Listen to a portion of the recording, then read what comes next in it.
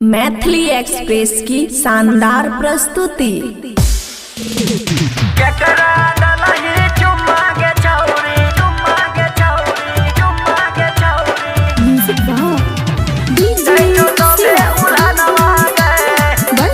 खुशी recording studio बलुआहा। गाम घर काट जब बाजौ तोरे नाम के गाना गई है गई, तोरे नाम के गाना गई छौरी, तोरे नाम के गाना गए। केकरा दलही चुम्मा गे छौरी, गई छो सभे उल्हनवा गई है गई। केकरा दलही चुम्मा गे छौरी, गई छो सभे उल्हनवा गए। गाम घर काट जब बाजौ तोरे नाम के गाना गई है गई, तोरे नाम के गाना गई छौरी, तोरे नाम के गाना गए। केकरा दलही चुम्मा गे छौरी, गई छो सभे उल्हनवा गई है गई। केकरा दलही चुम्मा गे छौरी, गई छो सभे उल्हनवा गए।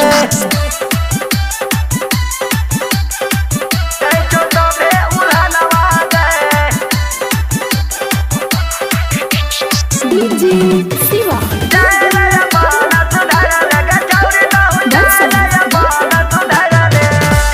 काते दिन से डॉक्टर छौरी चलत रहौ तोरा गई है गई। केयो छालौ छौरा गई कहना, केयो छालौ छौरा गए। केकरा दलही चुम्मा गे छौरी, दै छौ सभे उल्हनवा गई है गई। केकरा दलही चुम्मा गे छौरी, दै छौ सभे उल्हनवा गए। गाम घर काट जब बाजौ तोरे नाम के गाना गई है गई, तोरे नाम के गाना गई छौरी, तोरे नाम के गाना गए।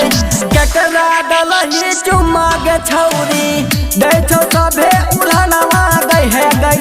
केकरा दलही चुम्मा गे छौरी, दै छौ सभे उल्हनवा गए। खुशी रिकॉर्डिंग स्टूडियो बलुआहा।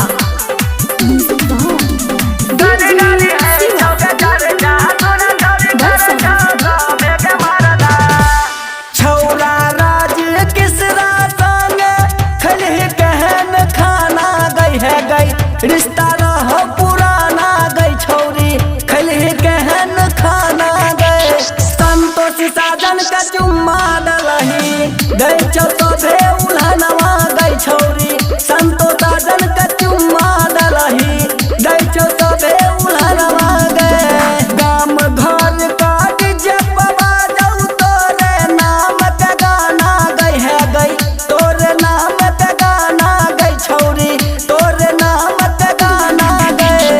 केकरा दलही चुम्मा गे छौरी, दै छौ सभे उल्हनवा गई है गई।